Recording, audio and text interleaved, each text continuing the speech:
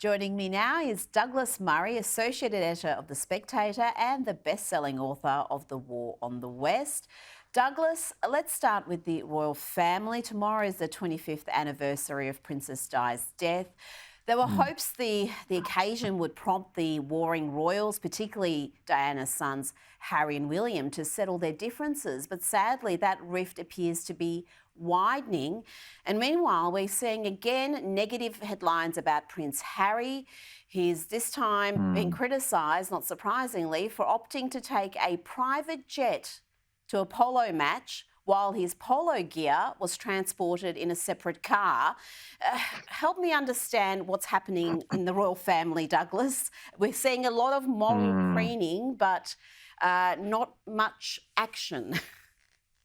Well, I think what we're seeing is actually a sadly familiar tale in the tale of the royal family, which is that there is always at the centre of the institution the crown. Followers of the Netflix series will know this.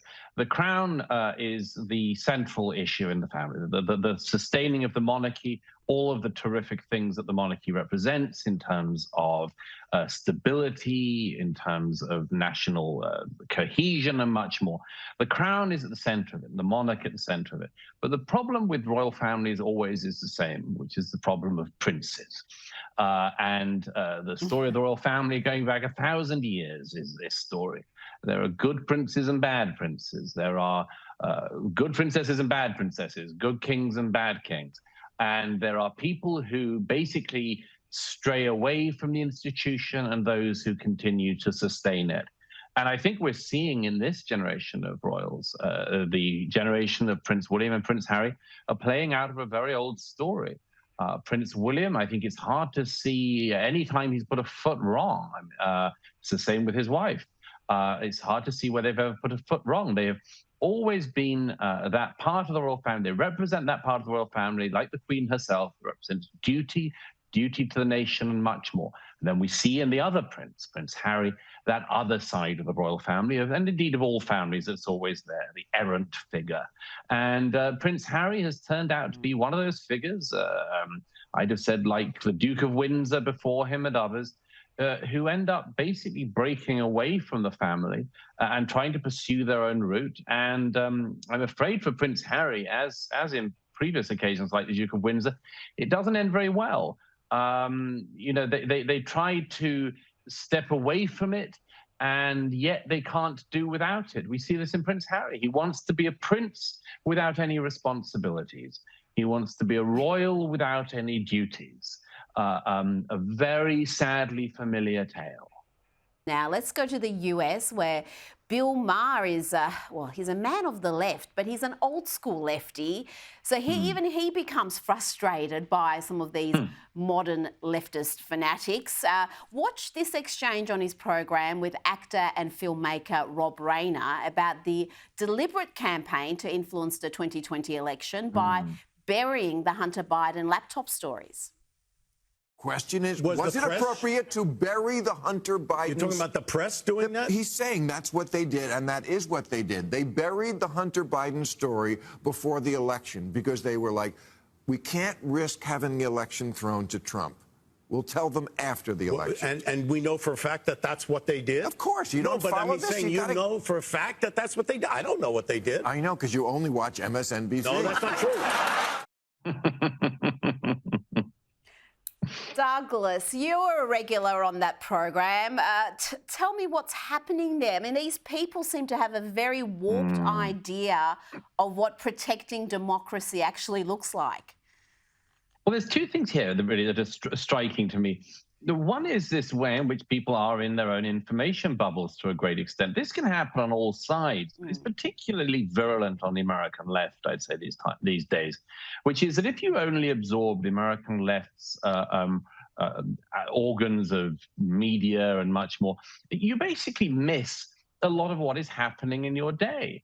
Everyone is like this if they go into silos, but what you just saw there, what we saw just there was somebody just didn't know a very major story that had been going on, didn't know that this story had been suppressed, didn't know the way in which, whatever your views of Trump or Biden, just didn't know that that in 2020, a massive conspiracy effectively was arranged by powerful media companies, by social media companies, and we now know with the FBI's request that basically a massive story about Biden family corruption should be hidden from the American public ahead of the election. Now, I'm against that, whatever the direction of your political views. I think that the free press should be allowed to be free.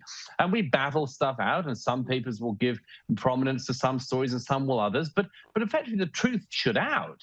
And there are now people who just basically don't think that is the case. The truth shouldn't out, and they then don't know anything about the truth. They don't know what at least half of their country also does know, and then that's a tragedy in an information age.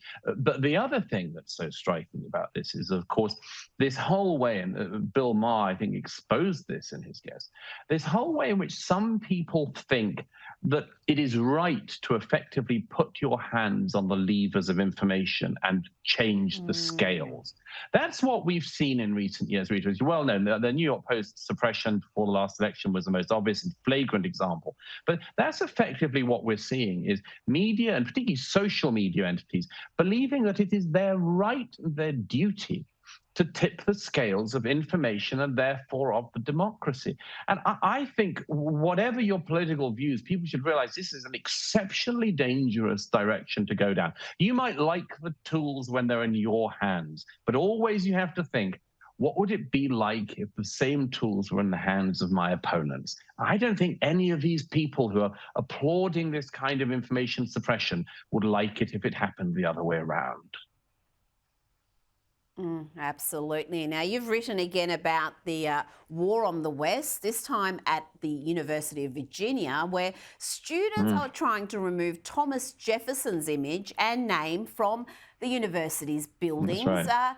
Explain to me what's happening here. I mean, how are they linking Thomas Jefferson to the Ku Klux Klan and what happened in Charlottesville in 2017? Well, everything can be linked to these things now, Rita, as you know. Thomas Jefferson is guilty of having 18th century views on some matters. Everyone now abhors slavery, but in the late 1700s, everyone was involved in it in cultures across the globe. And indeed, some cultures are still engaging in it now. But for the fact that Thomas Jefferson owned slaves, people at the institutions he founded, the University of Virginia, are calling for his name and image to be taken off everything. Now, of course, there are many interesting things about this. One is, of course, the fact that this is just another reminder of the fact that the iconoclastic outburst of 2020 was not restrained to just being in the year 2020. It's an ongoing, rolling project. This project of finding people in the past all guilty of living in history. But the other thing about it is, of course, is that they have no understanding of the fact that they are sawing off the branches of the tree that they're sitting on. The University of Virginia was founded by Thomas Jefferson. The United States of America was founded by Thomas Jefferson. Had Thomas Jefferson never lived, would the students calling for the removal of his name have a university to be in? Who knows? Would they have a country to be in?